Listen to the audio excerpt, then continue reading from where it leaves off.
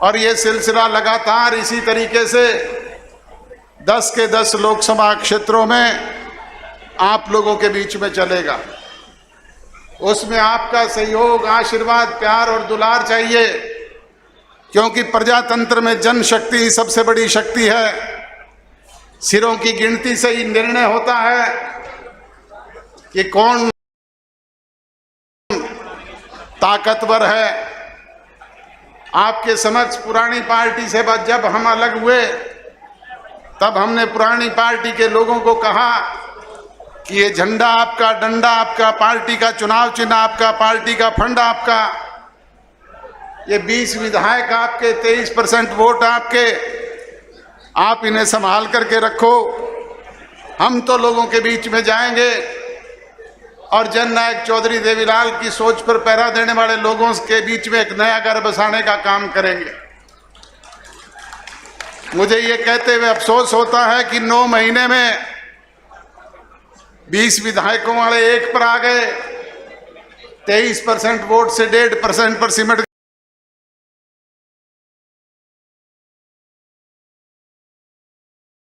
गए। दूसरी तरफ आपने इस होनहार नौजवान की पीठ पर हाथ रखा, पांडु पिंडारा की धरती पर लाखों की तादाद में एकत्रित होकर के आपने इसकी पीठ थपथपाई, प्यार, प्रेम, सहयोग और आशीर्वाद दिया, जिसकी बदौलत 17.5% वोट और 10 विधायक चुन करके आपके हरियाणा प्रदेश की असेंबली में गए। और उसी की बदौलत राजभाग में आपकी हिस्सेदारी हुई। बुजुर्ग और नौजवान दोस्तों, आज राजभाग की हिस्सेदारी की बदौलत ही ये मंत्री आपके बीच में खड़े होकर के, उप मुख्यमंत्री आपके बीच में खड़े होकर के आज 1100 करोड़ रुपए की घोषणाएं कर रहे हैं। अगर ये राज की ताकत ना हो तो फिर विधायक तो 40 घूमते रहो, चाहे कोई पूछने वाला नहीं है। जिसके पास ताकत होती है उसी की पूछ होती है।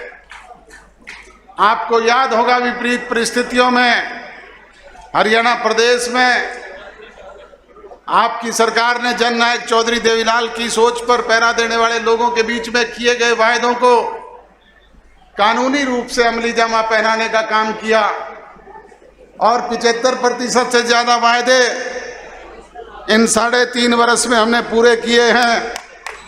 मैं बार बार उन बातों को दोहराऊंगा नहीं, मेरे से पूर्व वक्ता बता चुके हैं। बुजुर्ग और नौजवान दोस्तों, जो कोई कोर कसर,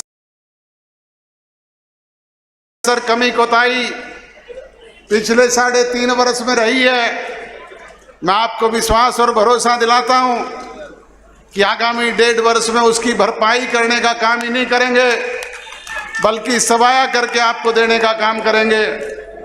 और आपसे भी गुजारिश और विनती करूंगा कि आप लोग भी संगठन की दृष्टि से जो कोई कोर कसर, कमी, कोताही रही है उसकी भरपाई करने का काम आप करना।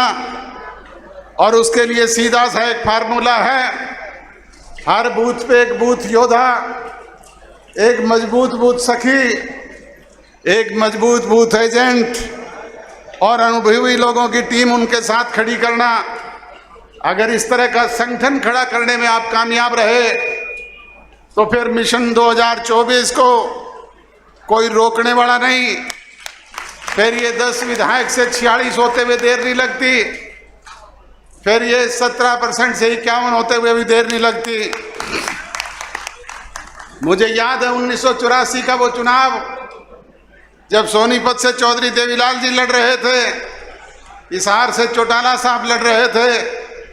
हम 10 की 10 लोकसभा सीट हार गए थे, 0 पे आ गए थे। 10 दिन के बाद मुझे चौटाला साहब ने कहा, मेरा धन्यवादी दौरा बना दो, गाड़ियों को रिपेयर करवा के इनके लाउडस्पीकर ठीक करवा दो और प्रोग्राम बना दो। मैं उन गाड़ियों को, उन दिनों में ये डिस्पोजल की गाड़ियां, जीपें वगैरह ही होती थी, ऐसी गाड़ियां तो होती नहीं थी, उनको लेकर के हिसार के ऑटो मार्केट में एक फौजी डाबड़े वाला मिस्त्री होता था, उसकी दुकान पर गया। वहां जाकर के अभी बैठा ही था कि 5-6 बिश्नोई पहले से बैठे हुए थे। चौधरी भजनलाल उस वक्त प्रदेश के मुख्यमंत्री थे। बिश्नोइयों का दिमाग 7वें आसमान पे था। मेरे को देख करके आपस में बतलाने लगे और कहे कि अब चौधरी देवीलाल सड़कों पर कागज बेशक चुग ले, वोट तो कुछ बचा नहीं है। मुझे गुस्सा भी आया, पर करूं क्या, वो 5-6 थे।